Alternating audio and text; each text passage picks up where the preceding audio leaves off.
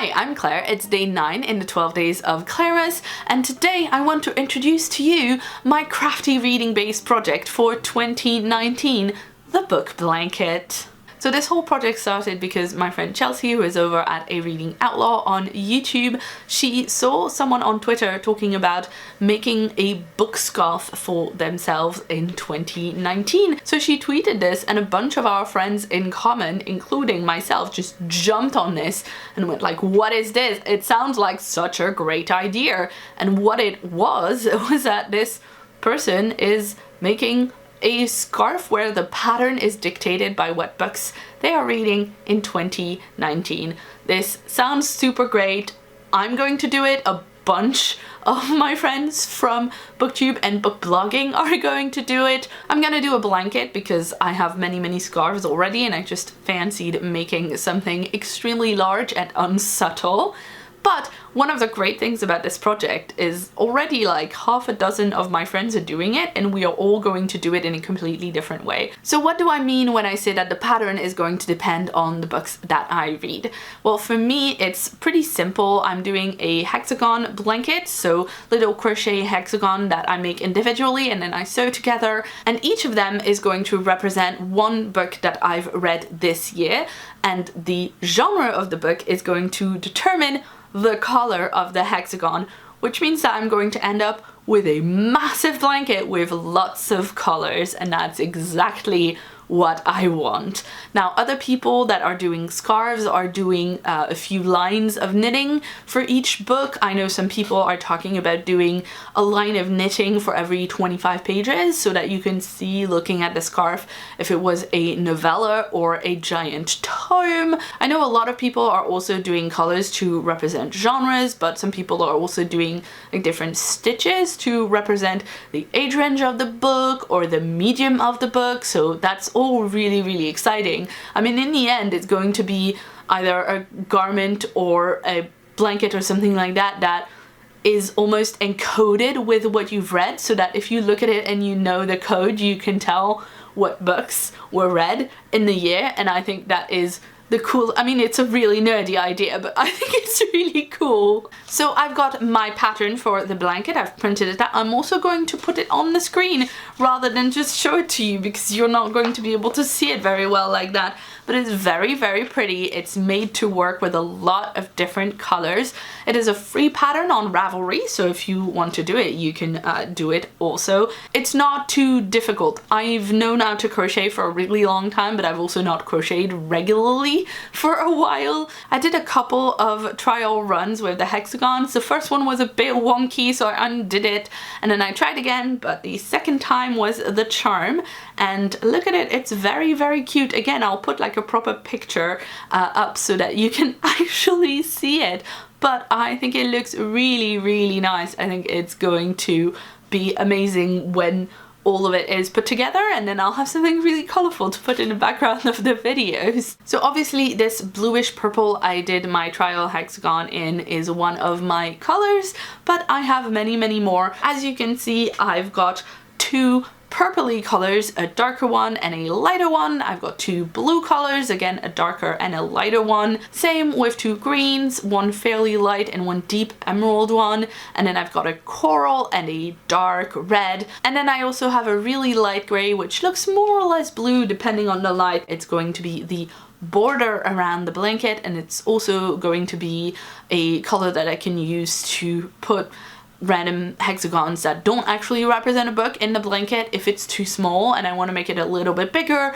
If I've read, say, 45 books in the year, but in order to have complete rows on the pattern, I need to have 5 more hexagons, then I can make them in the light grey. I'm not sure you can even see it because it's so light. And then that can be a little bit of, I don't know, padding, bulking up. The pattern wants a lot of hexagons, and I'm not sure I'm gonna have read enough books in the year to make all of those, so I'm hoping that can be a little boost for me to read more books, and also a little bit of a boost for me to switch genres a bit more, because a lot of the time I go through little phases of like, here's 5 fantasy things and here's 3 sci-fi things, and those are fun and all, but if I do that, the blanket is going to look all funny. I don't really want to put the hexagons out of order for when I read things, because otherwise it works less well as a code to decipher what I've been reading in a particular year.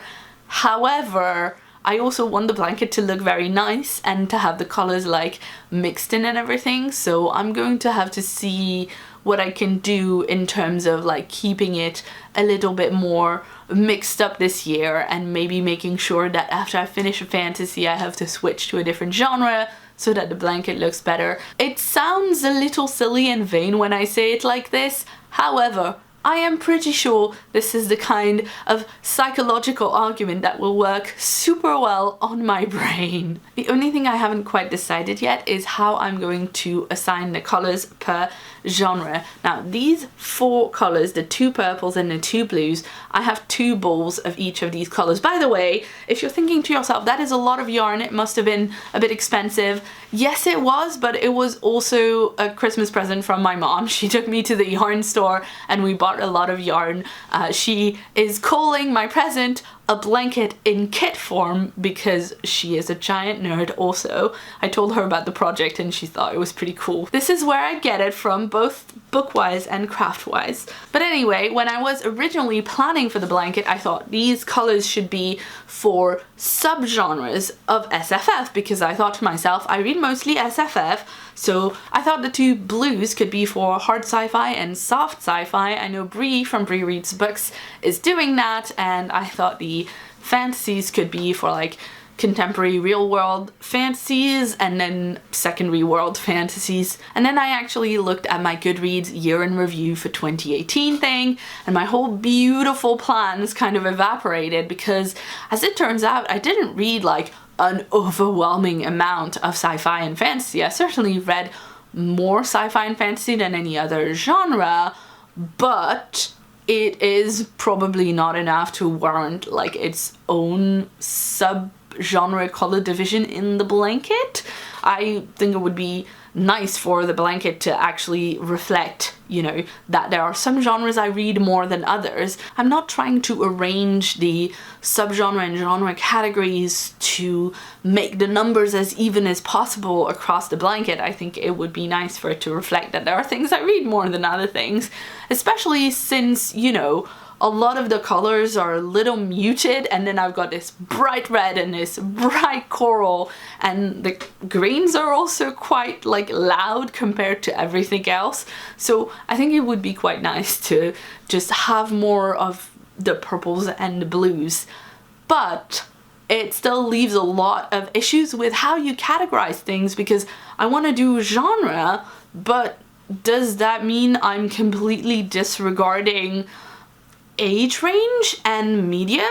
Like, do I count all of my comics by subgenre, or do I count them as comics? Because I read 15 comics in 2018, so if I was doing the blanket for 2018, do I choose to go with 15 comics, 11 fantasy, and 11 sci-fi, or do I choose to go with not categorizing comics and then having a whole lot more YA, because I read Fans and Check Please and all of that, and then having 15 fantasy and 16 sci-fi? That I'm not sure. And I just said that I was going to classify things as YA. Is it just an age bracket, or is it also a genre? I happen to think it's also a genre, but that maybe is contentious, I'm not sure. I certainly don't read enough middle grade in order to have like one color just for middle grade. I think I read only 1 middle grade last year. I only read 1 non-fiction last year. That I do want to up a little bit, so I'm going to give the non-fiction its own color. But I think I might pull middle grade in with YA, just because otherwise I'm going to have to, you know, find a whole other color for it. So that's it. That's the book blanket slash book scarf project that a bunch of us are going to be doing in 2019. I'm going to leave links to people who are doing this in the description box below. I hope this made the slightest bit of sense, because I have been talking about it for a little while and there's going to be a lot of drastic editing on this video. If you have any questions, please ask me in the comments below. I will make sure to check those and try and answer as best as I can. Another reason to check out the channels and the Twitters of the people that I'm linking down below that I'm doing this project with would be to check out the live streams that we would like to do for this project every month. Basically a really casual sit down, stitch and bitch style chat where we work on our blankets and scarves, basically knit and crochet, and just talk about books. These are going to be happening on various people's channels. I think currently I'm slated for February. I'm not quite sure when the January one is going to be, but it's currently set to be on Rachel's channel over at Kalinadi. So if any of you who are watching my channel right now are not already subscribed to Rachel, what are you doing? She makes really great bookish content. You should check it out. And you should subscribe to her, and then you'll know when we're doing our first Stitch and Bitch live stream. But seriously, I'm sure I've missed a lot of things in my explanation, so do let me know in the comments if there's anything that you are confused about. I hope you enjoyed this video, and now I think it's actually it. I will see you tomorrow for another video in the 12 days of Claremas. If you'd like to see more from me, you can check out a previous video on screen right now. And if you haven't yet, please hit the subscribe button that's on my face for a new video from me every week. I've been Claire, thanks so much for watching, and see you soon.